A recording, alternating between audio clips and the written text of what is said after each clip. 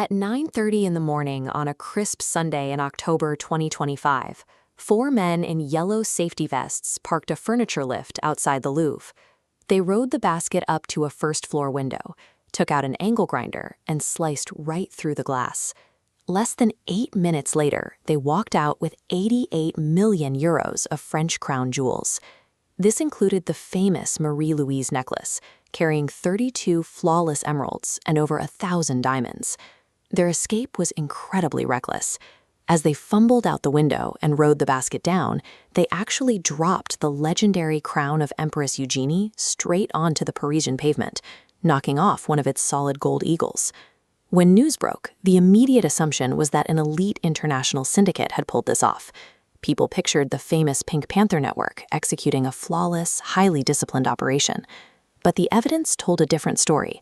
A blowtorch left in the basket, a helmet dropped on the street, and DNA smeared on the grinder. Police eventually tracked the culprits to the Seine-Saint-Denis suburbs. These were local petty criminals with records for pimping and traffic offenses, amateurs who would somehow bypass the defenses of the world's most famous museum. Which leaves us with a massive contradiction. If this crew was so clumsy, how did they crack the Louvre so easily? And why, 6 months later, are the jewels still nowhere to be found? Breaking into the Louvre was easy because the museum's internal defenses had been decaying for years.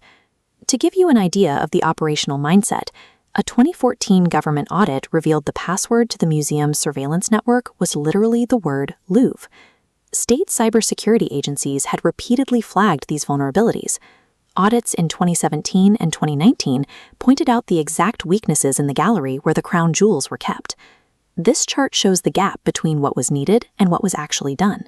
Experts recommended an 83 million euro security overhaul. Instead, the museum spent just 3 million over 6 years, choosing to fund flashy public projects over basic defense. Because of that lack of investment, only 39% of the Louvre's rooms even had CCTV coverage by October 2025. The single exterior camera assigned to the gallery balcony was pointed the wrong way. When the thieves cut the glass, the alarms inside the building did go off, but the museum's security apparatus didn't initiate the police response.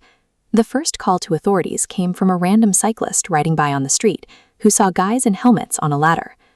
Taking the treasures of the French Empire didn't require a master plan. It required answering a fake moving ad to rent a truck, buying concrete cutters, and calling the bluff of an underfunded institution.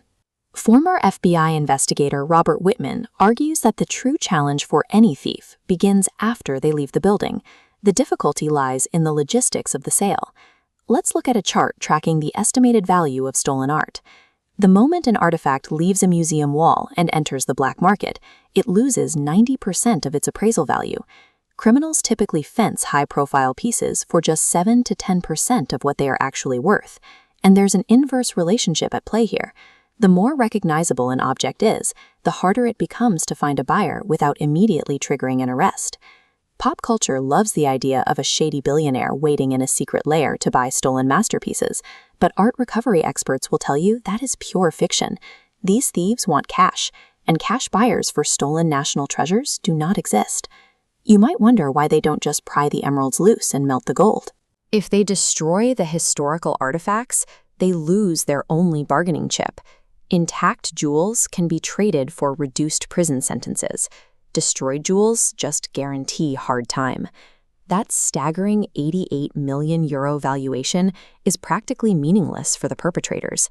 They are stuck in a logistical trap, holding on to recognizable, unsellable contraband that they can neither liquidate nor safely destroy. The political fallout was swift. The director of the Louvre resigned in disgrace, and the government scrambled to approve a massive 80 million euro security master plan. Today, Empress Eugenie's crown is slowly being repaired in a workshop, but the other 8 pieces remain lost, likely shoved into a bag in a basement or an apartment somewhere in the Paris suburbs.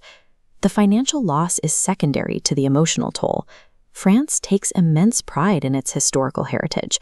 Watching it be carried off in a rented bucket lift felt like a direct blow to the country's cultural identity. For Parisians, the closest emotional equivalent is the 2019 fire at Notre Dame. It is the sudden, gut-wrenching realization that monuments and artifacts we assume will outlive us are actually terribly vulnerable. This heist highlights a brutal reality of art crime. While a neglected door makes the theft easy, the inability to sell the loot turns our history into untouchable contraband. It forces priceless artifacts into a dark, permanent purgatory where everyone loses.